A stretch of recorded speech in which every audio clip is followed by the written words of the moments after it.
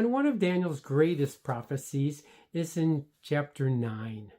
This is where Daniel gives the famous prophecy of the 77s, or 70 groups of years, which total 490 years. This prophecy is to start with the command to rebuild Jerusalem and to end with everlasting righteousness. In other words, the establishment of the kingdom on earth. And according to this prophecy, after the 69th week, the 69th group of 7 years, Messiah is to be cut off. So Messiah will be there at that time. So within this time frame of 490 years, Messiah will arrive on the scene and will be killed in the 69th week.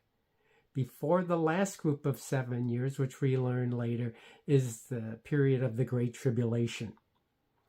These wise men knew this prophecy and the beginning of the prophecy, which starts on the decree to go and rebuild Jerusalem. They marked that day and started counting the years from that time.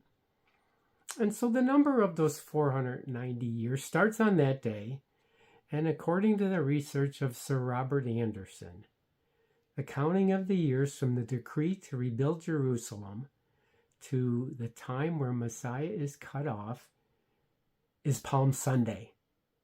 Imagine that. The very timeline equates within 1 week of when Messiah is killed. And these wise men knew this prophecy. And they knew the timeline for when Messiah was to die. So in looking at that prophecy, they must have figured out that Messiah would be born some 30 or 40 years before he's killed. Obviously, that would make sense. So they knew with close approximation when Messiah would be born, and they're looking for this. I like to call them the descendants of the Book of Daniel fan club. They believed Daniel's prophecy and in his God. And they were looking for the coming of the Messiah, and they were counting the years so that they could expect Messiah's birth somewhere around 450 years into the prophecy.